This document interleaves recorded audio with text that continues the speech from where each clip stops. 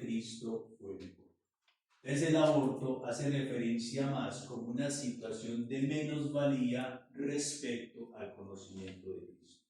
Porque no podemos irnos a la figura así como exacta, imaginando nosotros el aborto, no, sino sobre todo como unas metáforas que puede utilizar Pablo para expresar, digamos, este conocimiento de Cristo. Veamos por favor 2 Corintios 4:1-4.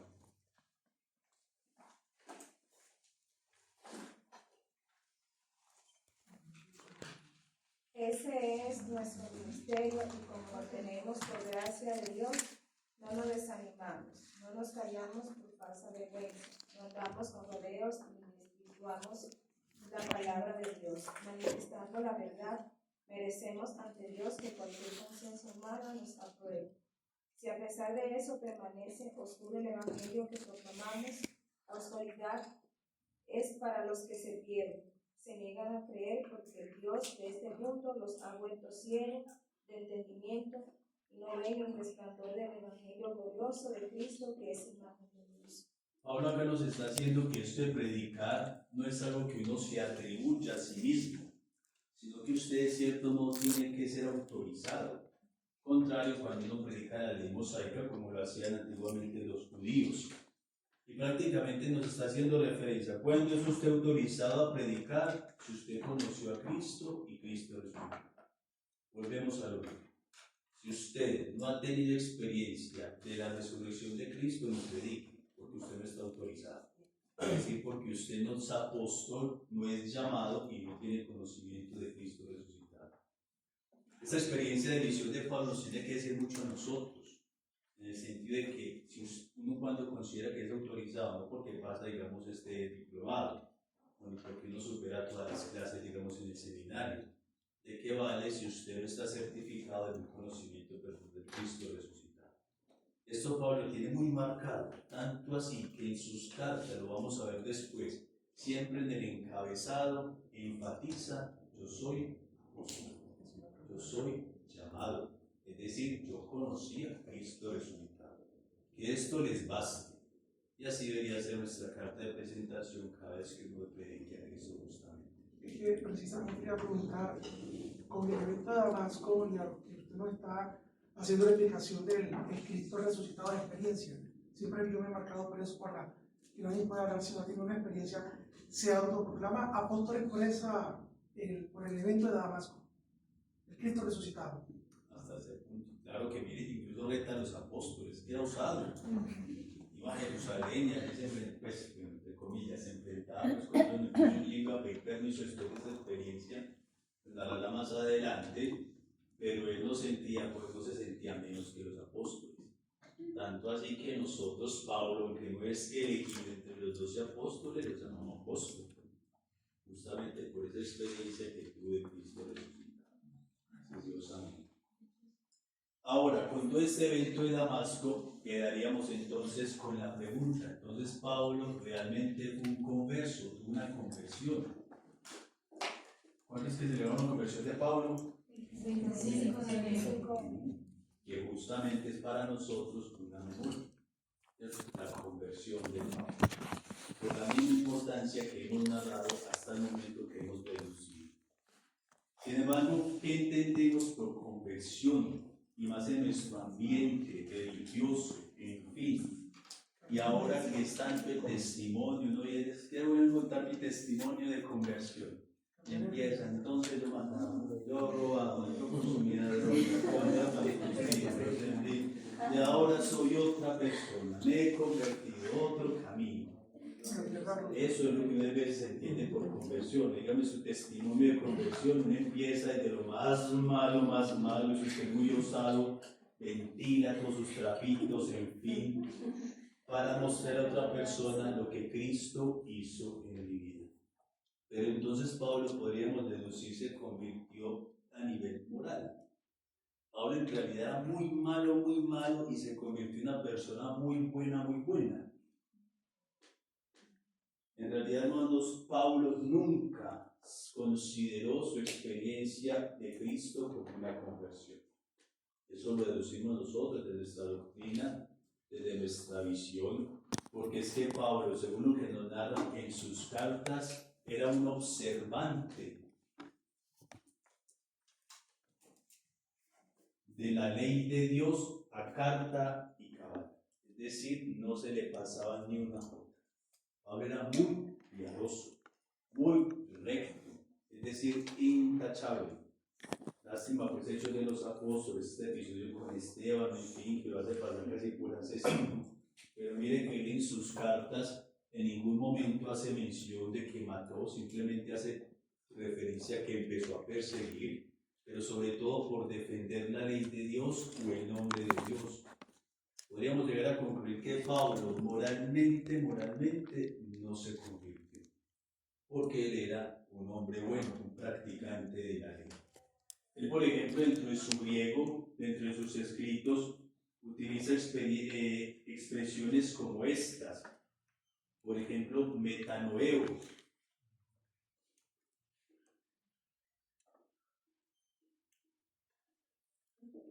Incluso ahorita lo usamos mucho para ese tiempo de Cuaresma, la famosa metanoia.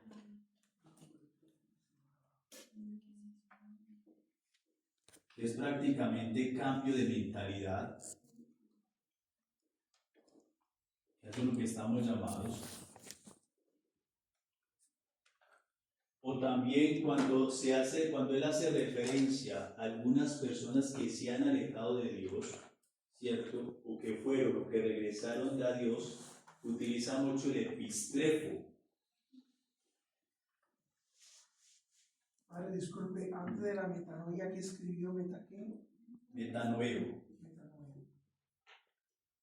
Lo que pasa es que tampoco lo puedo comentar, es simplemente como una diferencia, incluso no lo estoy enterando bien. Epistrefo, Pablo lo utiliza en sus cartas para aquellas personas que deben volverse. Epistrefo es volverse. Es utilizado también allá en el relato, digamos, de María Magdalena con el Ramuní.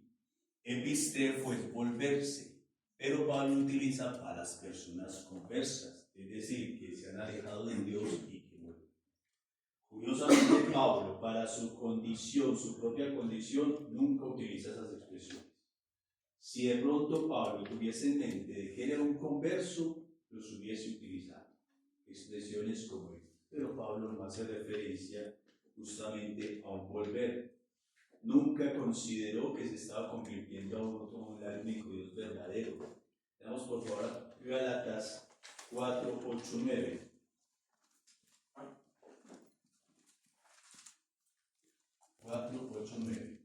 En otros tiempos no conocían a Dios y sirvieron a los que no son dioses. Pero si ahora conocen a Dios, o más bien, Dios ha conocido a ustedes, ¿cómo pueden volver a normas y principios miserables y sin fuerza? Por ejemplo, ese volver utiliza el epistrefo, pero nunca se incluye dentro de ese grupo. Leamos por favor 1 Corintios 8, 6.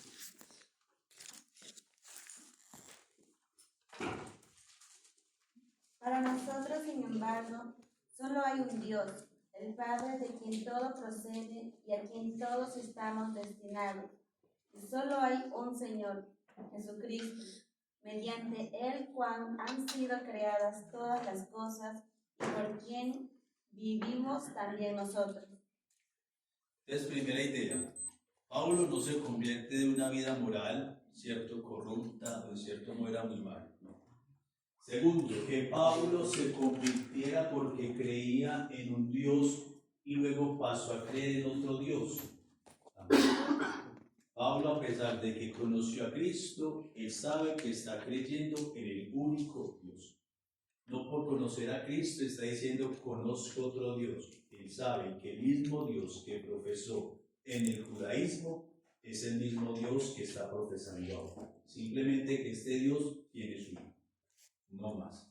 Por eso Pablo no está creyendo en otras deidades o en otros dioses santos, tiene que quedar eso muy claro, porque Pablo sigue creyendo en el mismo Dios de la Torá. De ahí volvemos a lo mismo. Tampoco es que Pablo considere su religión judía muy mala y considere entonces el cristianismo muy bueno, empezando porque él ya no tenía esa idea tan marcada como la tenemos ahora. Él seguía considerando su judaísmo muy bueno, y le agradece justamente y se ufana justamente de ser ciertamente judío. Sigue considerándose un israelita.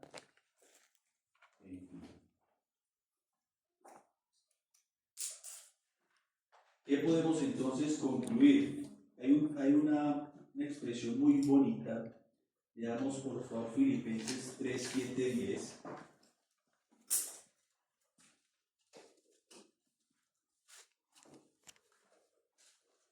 Pero todo lo que tuve entonces por ventaja, lo juzgo ahora daño por Cristo. Mas aún todo lo tengo por pérdida ante el sublime conocimiento de Cristo Jesús mi Señor, por quien he sacrificado todas las cosas y las tengo por basura con tal de ganar a Cristo y encontrarme en él, no en posesión de mi justicia, la que viene de la ley, sino de la que se obtiene por la fe en Cristo, la justicia de Dios que se funda en la fe, a fin de conocerlo a Él y la virtud de su resurrección, y la participación en sus padecimientos, configurándome con su muerte, para alcanzar la resurrección de los muertos. Ahí utiliza sobre todo, que pena manita, si podemos dejar ahí utiliza sobre todo esta expresión en griego, hegemai, que es como lo juzgo, hace referencia como un criterio de valoración.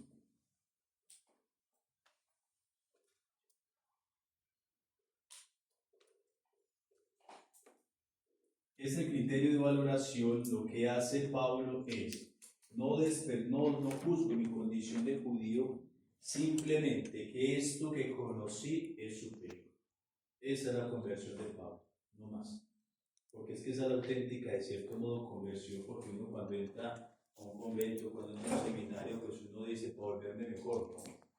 Es que fuera tampoco está todo mal. ¿Sí? Usted casarse no es nada malo, usted llevar una vida, pues tampoco es malo.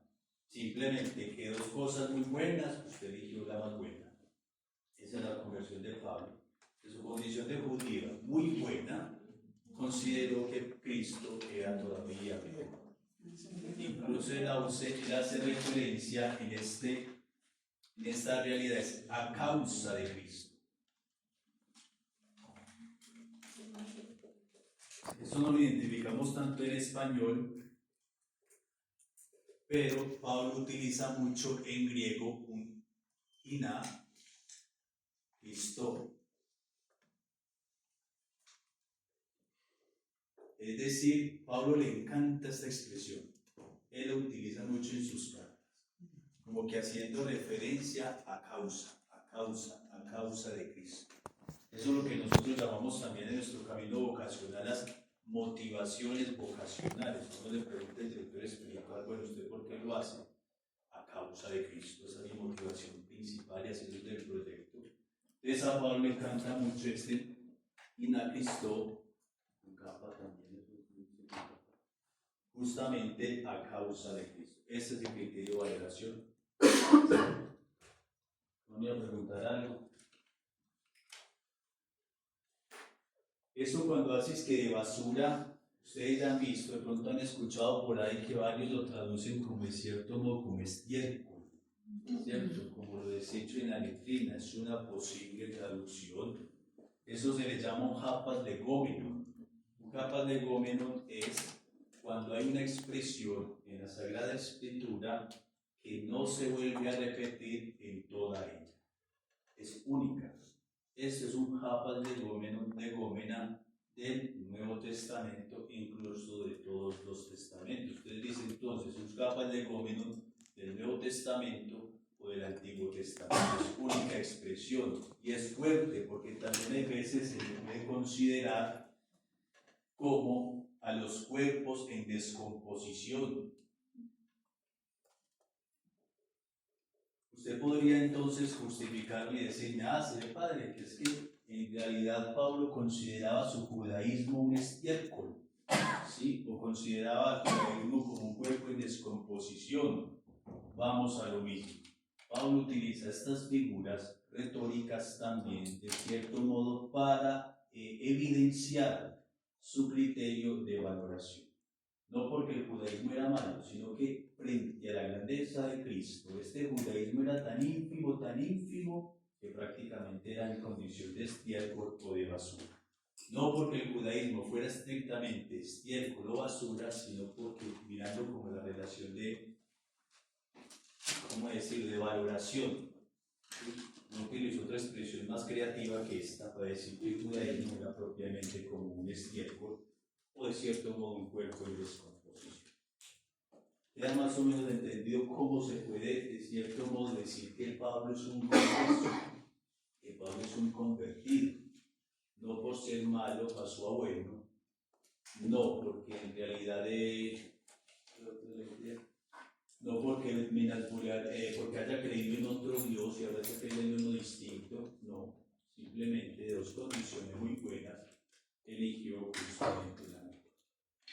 Sobre todo porque a veces estos testimonios de conversión, y yo no estoy, digamos, en contra de ellos, es lo único que garantiza o lo que evidencia una auténtica conversión. A veces es mayor esfuerzo elegir entre dos cosas buenas, elegir entre una mala y una buena. Porque hay veces se hace hasta más fácil esa. A nadie le gusta lo malo y la reconocimiento de pecado que tenemos nosotros. Pero a nadie le gusta permanecer pues, siempre en ello de buscarse en él, ¿no? Pero no elegir de dos cosas buenas, la mejor es ya no es completa. Y esto marca mucho nuestra vocación. Nosotros pues, seguimos al Señor, pero ¿quién dice pues que lo de afuera no es bueno, moralmente bueno? Todos, ahí está la opción. Todos los días nos levantamos con un tanto. Entonces, de pronto que todos esos muertos perfectos, muchos de ustedes todavía están en ese proceso de discernimiento. De afuera tampoco. Simplemente son elecciones. Y ya, por último, tendríamos a Pablo, denominémoslo así, como apóstol de los gentiles o de las gentes.